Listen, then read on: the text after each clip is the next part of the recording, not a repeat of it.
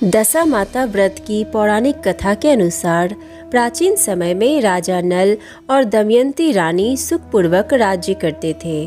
उनके 2 पुत्र थे। उनके राज्य में प्रजा सुखी और संपन्न थी। एक दिन की बात है कि उस दिन होली दशा थी।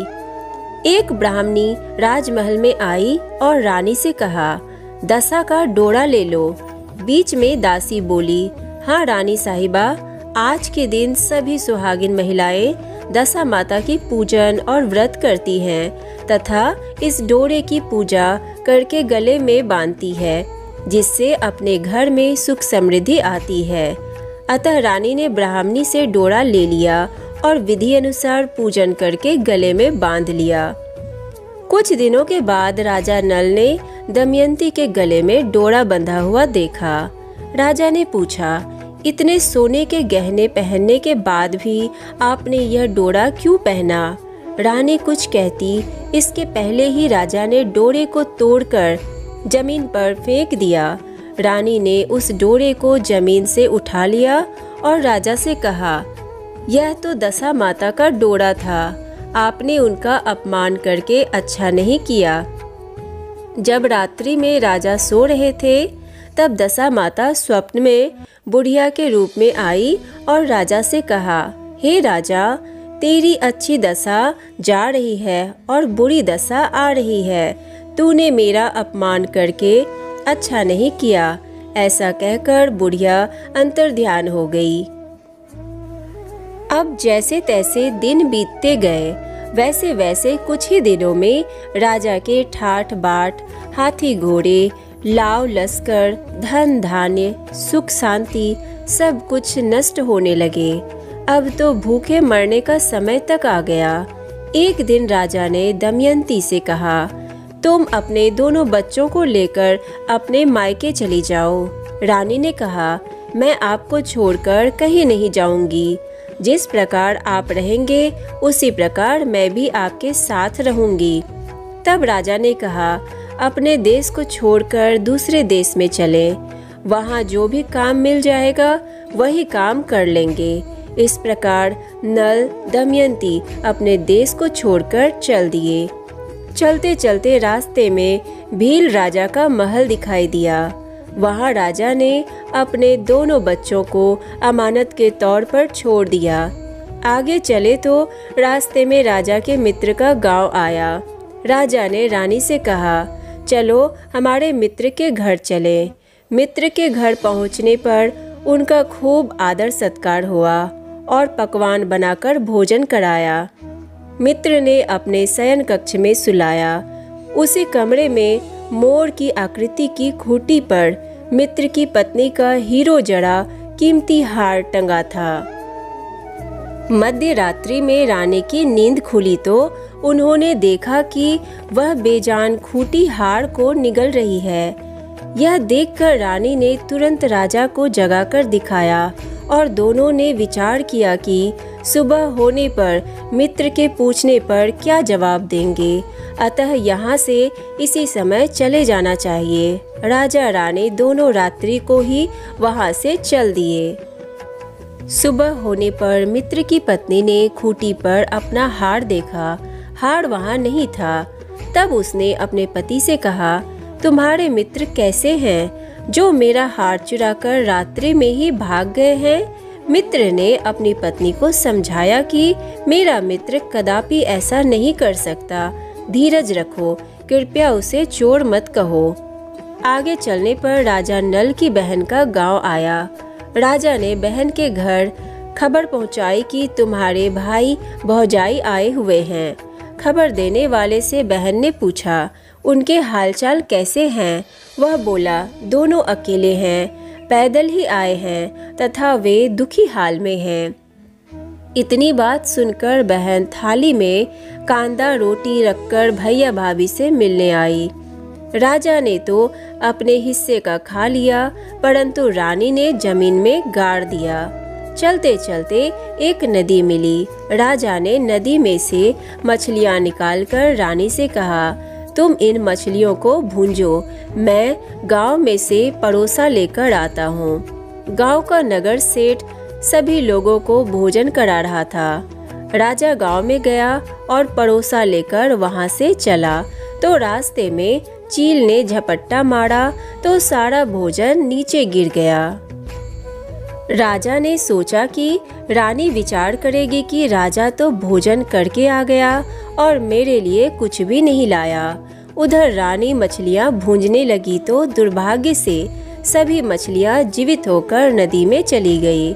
रानी उदास होकर सोचने लगी कि राजा पूछेंगे और सोचेंगे कि सारी मछलियां खुद खा गई।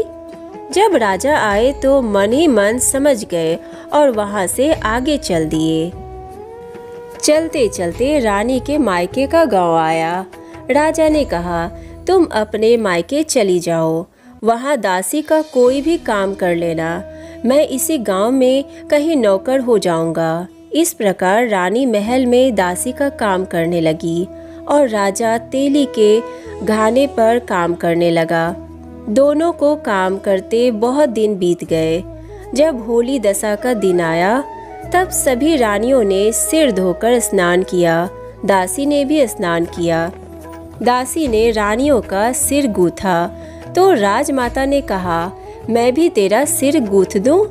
ऐसा कहकर राजमाता जब दासी का सिर गूथ ही रही थी तब उन्होंने दासी के सिर में पद्म देखा।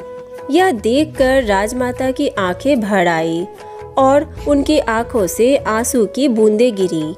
आंसू जब दासी की पीठ पर गिरे तो दासी ने पूछा, आप क्यों रो रही हैं? राजमाता ने कहा, तेरे जैसी मेरी भी बेटी है जिसके सिर में भी पद्म था, तेरे सिर में भी पद्म है। यह देखकर मुझे उसकी याद आ गई। तब दासी ने कहा, मैं ही आपकी बेटी हूँ। दशा माता के कोप से मेरे बुरे दिन चल रहे हैं, इसलिए यहाँ चली आई। माता ने कहा, बेटी तूने यह बात हमसे क्यों छिपाई? दासी ने कहा, माँ मैं सब कुछ बता देती तो मेरे बुरे दिन नहीं कटते। आज मैं दशा माता का व्रत करूँगी तथा उनसे गलती की क्षमा याचना करूँगी। अब तो राजमाता ने बेटी से पूछा, हमारे जमाई राजा कहाँ हैं? बेटी बोली, वे इसी गांव में किसी तेली के घर काम कर रहे हैं। अब गांव में उनकी खोज कराई गई और उन्हें महल में लेकर आए। जमाई राजा को स्नान कराया, नए वस्त्र पहनाए और पकवान बनवाकर उन्हें भोजन कराया गया।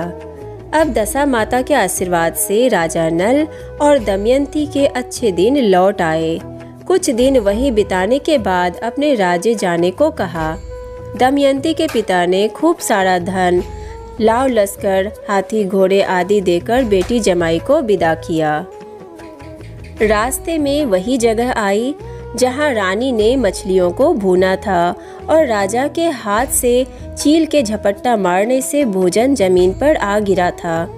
तब राजा ने कहा, तुमने सोचा होगा कि मैंने अकेले भोजन कर लिया होगा, परंतु चील ने झपट्टा मारकर गिरा दिया था। अब रानी ने कहा, आपने सोचा होगा कि मैंने मछलियां भूनकर अकेले खा ली होगी, परंतु वे तो जीवित होकर नदी में चली गई थी। चलते चलते अब राजा की बहन का गांव आया।